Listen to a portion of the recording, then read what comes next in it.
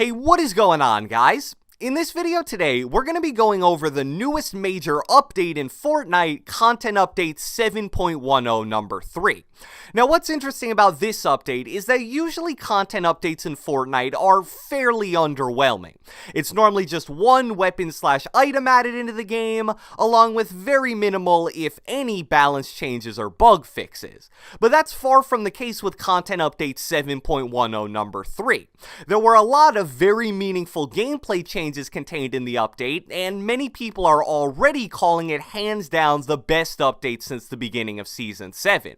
However, speaking of underwhelming, the actual piece of content added in 7.10 number 3 was the suppressed sniper rifle, which so far seems like a weapon that really isn't all that good.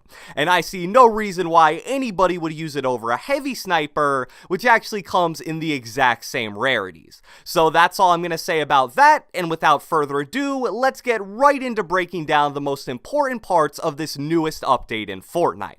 Alright, so let's start by discussing the multiple weapons that were vaulted and unvaulted in this update. The first vaulted weapon is the 6-shooter, and I don't think that very many people at all will have a problem with this. The 6-shooter was one of those weapons that was honestly almost unusably bad, and it's been that way since it was first added into the game. I'll almost always be in favor of vaulting weapons that are incredibly underpowered when compared to the rest of the weapons in the game, because they basically lead to more RNG-based deaths where you gamble on a weapon spawn and you end up dying because you got a 6-shooter and your opponent got a pump shotgun. Continuing with the theme of vaulting underpowered weapons, although this one will definitely be a bit more controversial, the gray, green, and blue burst ARs were also vaulted. Now, I made a video maybe 3 or 4 weeks ago where I basically ranked every single AR in the game, and my general consensus when it came to the bursts was that they were pretty much worse than every single fully auto AR in the game. Now, I did see some people in the comments who disagreed and said that they preferred like a green burst over a green AR, but it seems that very few people agree with that.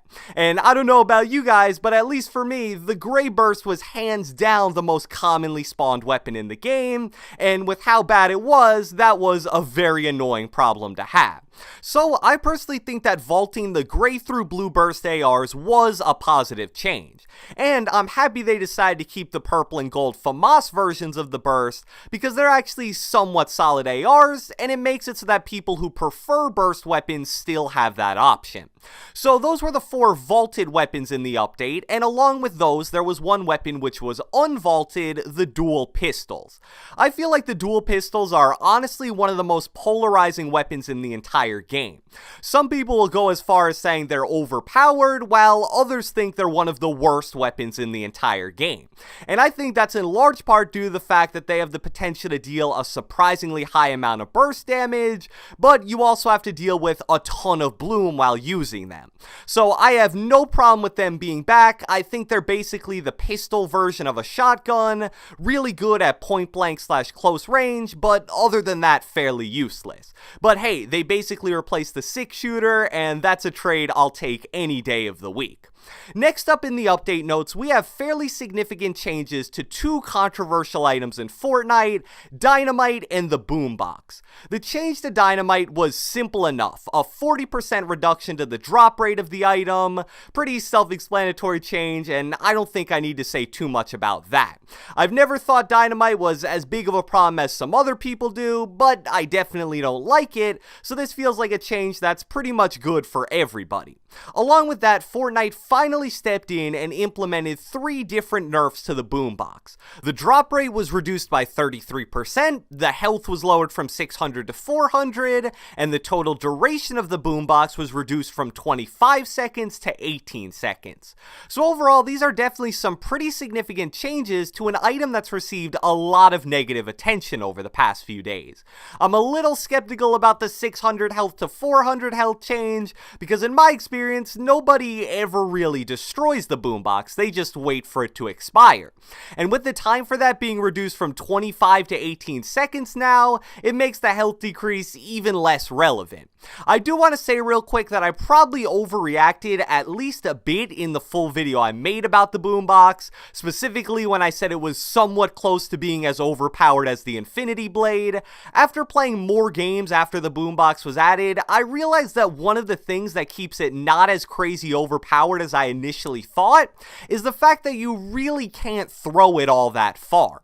So you basically need to get right into the middle of the action to use it, which obviously puts you at a lot of risk. I still don't understand why Epic added it to the game in the first place, but at least they're making significant changes to balance it a bit more. Speaking of making significant changes to try to balance a very controversial part of Fortnite, this update also brought us a total of 5 new nerfs to the Stormwing plane. 1, the knockback a player receives after being hit by a Stormwing has been decreased by 70%. 2, damage done to the Stormwing from colliding with structures has been increased by 50%. 3, impact damage reduction while boosting through structures reduced from 50% to 25%. 4, increase the spread of the Stormwing machine gun by 75%. And finally, 5, Stormwing spawn chance has been decreased to 80% from 100%. Now, unlike last time the Stormwing was nerfed, I feel like a few of these changes are actually directly noticeable. Specifically, the changes that deal with the damage dealt to your plane while going through structures. On more than one occasion today, I actually took the 50 damage from my plane exploding because I was totally surprised by how much damage I was taking while ramming through stuff.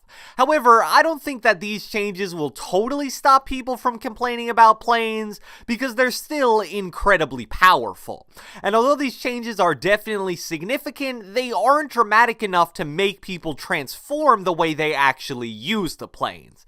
Let me just share with you guys real quick the best solution I've seen for balancing planes. Someone suggested that Epic should make it so that the only time you can redeploy your glider when in a plane is if it gets shot out of the air. That way, if you're using your plane to try to engage players like most people do, you can't just jump out of the air and land on top of someone. You'd either need to just take the 50 damage from getting shot out, or you'd have to actually take the time to land the plane on the ground, which I personally think is actually a very realistic mechanic. Planes would still be an awesome method of fast travel, but it would make them much more risky and even lower the amount of third partying done with them. Now, the final thing I want to discuss in this video is something that wasn't even contained in the initial patch notes, but was shared by an Epic employee a few hours later on Reddit. And it's regarding the lack of new pop-up cups in Fortnite. About a week ago, people started noticing that no new pop-up cups were being added to the in-game schedule. And then, a few days ago, the final scheduled pop-up cup ended and nothing replaced it. This had really never happened before, so some optimistic people were theorizing that ranked play was going to be announced as a replacement. Unfortunately, that isn't the case, but the update we received regarding the state of in-game tournaments is actually pretty encouraging. It was a pretty long post, so I've made sure to only highlight the most important information contained in it. We've seen some questions as to why there aren't any tournaments scheduled currently, and wanted to drop in to provide a quick update on the schedule for in-game tournaments for the next couple months. During January, we'll be transitioning to a new tournament backend system, which will help enable features such as live in-game leaderboards during events, support for tournaments to take place across multiple knockout rounds, and allow us to create a richer variety of events to keep the experience fresh and exciting. Fewer in-game tournaments will be scheduled in early January as we transition to the new backend system and test the new functionality, but we anticipate quickly ramping up to a full tournament offering and utilizing the new features. So, although it definitely isn't as good as a full-on ranked mode, features like live in-game leaderboards and multiple knockout round tournaments do actually sound really cool. I wonder if live in-game leaderboards means that it'll track where every player who participates in an event ranks. I personally think that would be so cool to be able to compare your amount of points to literally the entire player base you're competing against, but the sad news here is that they also mentioned that this was their plan for the next couple months. So I think that pretty much rules out any possibility of a ranked mode being released in the very near future, and at this point it's unclear if a ranked mode is even in the plans at all. I sure hope it is, but we'll just have to wait and see at this point. So I hope you guys enjoyed this video, and if you watched the entire thing, be sure to let me know with a comment down the comment section below. I want to know your general thoughts on anything you found interesting in Content Update 7.10 number 3. Did you like the vaulted weapons? Are you happy with the nerfs to Dynamite, the boombox, and planes? Are you excited for the new pop-up cup features? Let me know. Be sure to leave a like, leave a comment, subscribe, turn on post notifications, do whatever the heck you want, and I will catch you guys next time.